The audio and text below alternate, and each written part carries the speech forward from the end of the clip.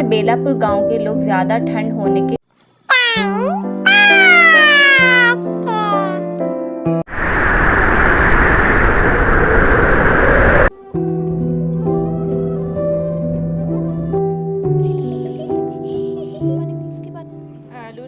बहुत समय पहले की बात है।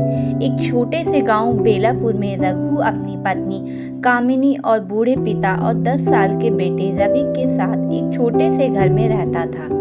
उसकी मां का बचपन में ही निधन हो गया था और परिवार की सारी जिम्मेदारी रघु के कंधों पर थी। उसके पास एक छोटा सा खेत था जिसमें वह खेती करके अपने परिवार का मुश्किल से गुजर बसर कर रहा था।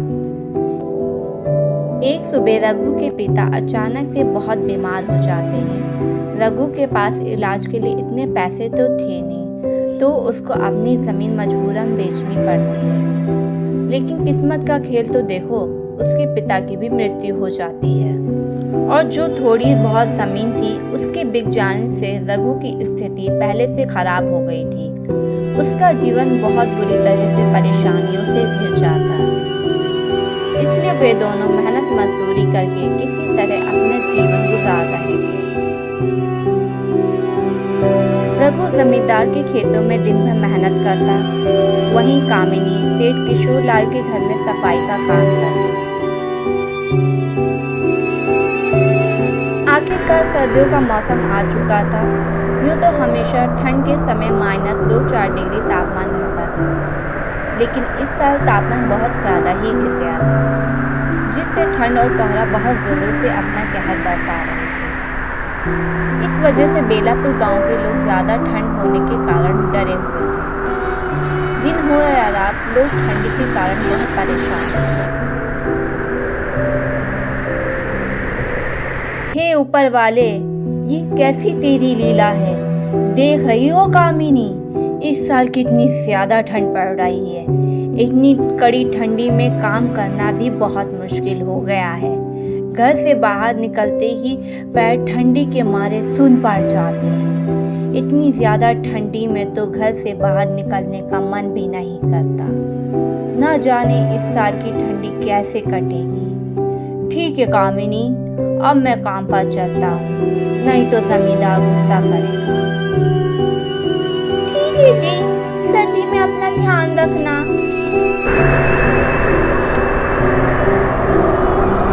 बेटा, तेरे पापा भी काम पर चले गए हैं और अब मैं भी चलती हूँ। तुम अपना अच्छे से ध्यान रखना, बाहर मत निकलना, बहुत ठंड है और मैंने खाना बनाकर रख दिया है, तुम टाइम पर खा लेना। ठीक है माँ, मैं खा लूंगा, तुम टाइम पर घर आ जाना। इतना कहकर कामिनी वहां से काम के लिए निकल पड़ी। बाहर बहुत ज्यादा सर्दी थी। थोड़ी ही देर में कामिनी सेठ के घर पहुंच जाती है। सेठ का स्वभाव बहुत घमंडी था। वह आग के पास खड़ा अपने नौकरों पर चिल्ला रहा था। तभी उसकी नजर कामिनी पर पड़ी और वह उस पर चिल्लाते हुए बोलता है, अरे कामिनी, तुम काम पर इतनी देरी से आ रही हो? मेरे आदमियों को ही देख लो, सुबह 6 बजे काम पर आ जाते हैं। लगता है तुम्हें काम की कीमत ही नहीं पता। मुझे माफ कीजिए सेठ जी, आज ठंड बहुत ज्यादा थी कि जल्दी उठ नहीं पाई, लेकिन आप फिक्र मत करो, मैं जल्दी जल्दी सब काम कर दूंगी। अच्छा बहाना है, तुम्हें अच्छा बहाना बनाना आता है। जाओ चुपचाप काम पर लग जाओ। अगर आज काम में जरा भी गड़बड़ी हुई तो मैं तुम्हारा हिसाब किताब कर दूंगा। तुम्हारी जगह काम पर करने वाले बहुत आदमियां बैठे हैं। सेठ की ये बातें सुनकर कामिनी को बहुत दुख होता है, लेकिन वह कर भी क्या सकती थी, ये उसकी मजबूरी थी। वह चुपचाप काम करने जा ही रही थी कि तभी सेठानी जी उसके पास आती है और कहती है, अरे आप इस बेचारी को क्यों डांट रहे हो? आपको दिखता नहीं बाहर कितनी ठंड है, फिर भी ये काम पर आई है।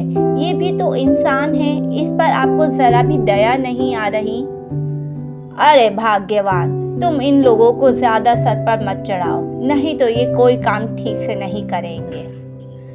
कामिनी ने कुछ नहीं बोला और अपने बच्चे के बारे में सोचते हुए चुपचाप काम पर लग जाती है। उधर रघु ठंड से कांपते हुए जमींदार के खेत पर मजदूरी कर रहा था। जमींदार अपने खेतों का काम कराने के लिए रघु और कुछ मजदूरों को सख्त निगरानी में रखता था। अरे ओ रघु, काम ठीक से कर ले, ठंड के बहाने सुस्ताने की कोशिश मत कर। तुम लोग काम करते हो बूंद भर और पैसे चाहिए घड़ा भर। अगर आज मेरा काम पूरा नहीं हुआ तो मैं तुम लोगों को 1 रुपया नहीं देने वाला, समझे? हाँ जमींदार जी, मैं पूरी मेहनत कर रहा हूँ, बस थोड़ी ठंड ज्यादा है इसलिए हाथ पैर जम से रहे हैं, लेकिन आप फिक्र मत करो, मैं अपना पूरा काम करके ही जाऊंगा। सुबह से काम करते हुए रघु के हाथ पैर ठंड से अकड़ चुके थे और ठंड उसके चेहरे पर साफ नजर आ रही थी, लेकिन उसे अपनी पत्नी और बच्चे की बहुत फिक्र थी, इसलिए वह इतनी ठंड में भी जी तोड़ मेहनत कर रहा था। हे ऊपर वाले, ये कैसी परीक्षा ले रहा है? तू इतनी सर्दी में भी काम करवा रहा है, और अगर मैंने काम छोड़ा तो जमींदार मुझे काम से निकाल देगा और फिर मैं घर कैसे चलाऊंगा? शाम होने की थी। रघु ठंड में किसी तरह काम निपटाकर घर जाने की सोच रहा था, लेकिन तभी जमींदार ने उसे काम पर फिर से लगा दिया। अरे रघु, आज ये काम पूरा करके ही जाना, अगर थोड़ा सा भी काम छूटा तो समझ ले तेरी नौकरी तो गई। ठीक है जमींदार, जैसा आप कहें। रघु चुपचाप फिर से काम पर लग जाता है। वह बेचारा और कर भी क्या सकता था, मजबूरी उससे सब करवा रही थी। और उधर बेलापुर गांव में ठंड और कोहरे से सभी लोगों का बुरा हाल था। गांव का चौपाल, जहां अक्सर लोग बैठकर बातें किया करते थे, वह अब सूना पड़ा हुआ था और बेचारे गरीब लोग अपने घरों में दुबक चुके थे। अब तो आग ही उनका एकमात्र सहारा था।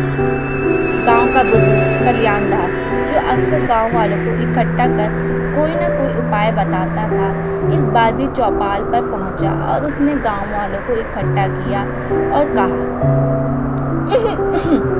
सब लोग मेरी बात सुनो, इस बार ठंड बहुत ज्यादा है, हम सब मिलकर कोई ना कोई उपाय निकाल ही लेंगे तो कई लोग इस चपेट में आ जाएंगे। हमें जंगल से और लकड़ियां लानी होगी और हर घर में आग जलाने की व्यवस्था करें।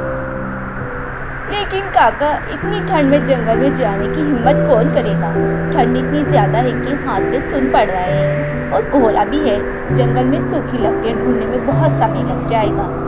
अरे बेटा, डरने से कुछ नहीं होगा, हमें एक दूसरे की मदद करनी होगी। अगर हमने ठंड के आगे हार मान ली तो गांव के कई घरों के चूल्हे हमेशा के लिए ठंडे पड़ जाएंगे। फिर वे सब निर्णय लेते हैं कि सब लोग मिलकर जंगल से लकड़ियां लाकर सभी घरों में लकड़ियां लाकर देंगे, जिससे सर्दी से बचा जा सके। दिन ढल चुका था।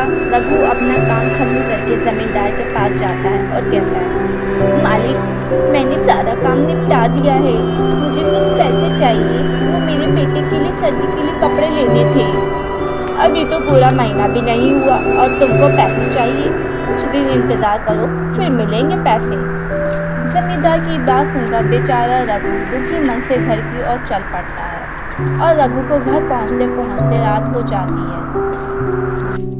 अजी, आप आ गए, इतनी देर कहाँ रुक गए थे? अरे भाग्यवान, वो जमींदार के यहाँ गया था और मैंने पैसे मांगे तो उन्होंने वो भी नहीं दिए। अच्छा कोई बात नहीं, आप सर्दी से कैसे कांप रहे हो, आओ हाथ सेक लो। फिर कामिनी रघु को रवि की तबीयत के बारे में बताती है। रघु ने रवि के चेहरे की तरफ देखा तो उसका चेहरा सर्दी और जुकाम से पूरा लाल हो गया था। इससे रघु चिंता में डूब गया। हे भगवान, ये सर्दी तो अब बर्दाश्त के बाहर हो गई है और आज घर में लकड़ियां भी नहीं है। जमींदार जी ने देर तक रोक लिया, इसलिए लकड़ियां लाने का समय नहीं मिला। मैंने सोचा कि आज सेठ से कुछ मदद लूंगी, लेकिन वे तो मुझ पर ही गुस्सा करने लगे। उन्होंने मेरी हालत तक नहीं देखी। किशोरलाल और विजयदास जैसे लोगों को हमारी तकलीफों से क्या मतलब? उनके घर तो हमेशा गर्म रहते हैं। हम गरीब लोग जैसे तैसे ठंड में अपना पेट पालने की कोशिश करते हैं, लेकिन ये लोग तो हमें इंसान तक ही नहीं समझते। कामिनी और रघु आपस में बतिया ही रहे थे कि तभी अचानक रवि की तबीयत बहुत ज्यादा बिगड़ जाती है और उसका चेहरा पूरी तरह से लाल हो जाता है। हे भगवान, मेरे बेटे को अचानक से क्या हो गया? अजी देखो रवि कैसे कर रहा है। भगवान, इसको बहुत तेज बुखार हो गया है। तुम रवि का ध्यान रखना, मैं वैद्य जी को लेकर आता हूँ। अजी मुझे बहुत डर लग रहा है। अजी वैद्य जी को जल्दी ले आओ, उनके घर से थोड़ी सी लकड़ियां भी ले आना। आधी रात का समय हो चुका था। बाहर सर्दी अपना कहर ढा रही थी कि पूछो नहीं। रघु बहुत डरा हुआ था और इस भयानक ठंडी रात में वह वैद्य जी को लेने निकल पड़ता है। रघु चारों ओर चिंताओं से घिरा उस भयानक बारिश में वैद्य जी को लेकर ढूंढने के लिए इधर उधर ढूंढता है। तुम टेंशन मत लो मेरे बेटे, सब ठीक हो जाएगा। उधर रघु थोड़ी ही दूर निकला था कि रास्ते में बहुत जोरों से बारिश होने लगी। रघु चारों दिशाओं से परेशानियों से घिरा हुआ था और भयानक बारिश में चलते ही जा रहा था। उधर कामिनी का दिल रवि की ऐसी हालत देखकर बहुत ज्यादा घबरा रहा था। रवि की आंखें अब बंद हो रही और उसका शरीर ठंडा पड़ने लगा। अरे क्या हुआ मेरी बच्ची, आंख खोलो, अरे खोलो। जैसे तैसे रघु वैद्य जी के घर पर पहुंचता है, पर उनका नसीब तो देखो, उस समय वैद्य जी अपने घर पर नहीं थे, शहर गए हुए थे।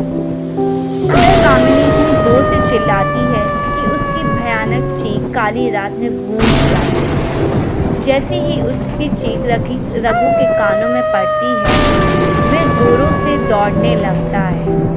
रघु का दिल बहुत ज्यादा घबरा जाता है। वह अपने घर की तरफ दौड़ता है। हे भगवान, कामिनी इतनी जोर से क्यों चीख रही है? भगवान करे कोई अनहोनी न करे। रघु बेचारा घबराया हुआ दौड़ा जा रहा था। घर के अंदर जाकर देखता है तो उसका कलेजा फट जाता है। अरे कामिनी, ये क्या हुआ? और रवि की आंखें क्यों बंद है? क्या हुआ रवि को? भगवान ने हमसे हमारा बच्चा छीन लिया। बेचारा नन्ही सी जान रवि इस बेरहम सर्दी की लपेट को नहीं सह पाया। उस बेचारे रवि की क्या गलती थी जो उस ठंड ने उसके परिवार से अलग कर दिया। वे दोनों पति पत्नी उसे बेरहम से ठंडे होकर देख रहे थे। उन दोनों की वह दर्द भरी चीख उस तेज बरसात को चीरते हुए पूरे बेलापुर गांव में गूंज रही थी। उस रात की ठंड बहुत भयानक थी, जो अच्छे खासे की जान ले गई। ये कहानी बहुत दिल दुखा देने वाली कहानी थी और बेलापुर के गांव वाले इस कहानी को आज तक नहीं भुला पाए हैं।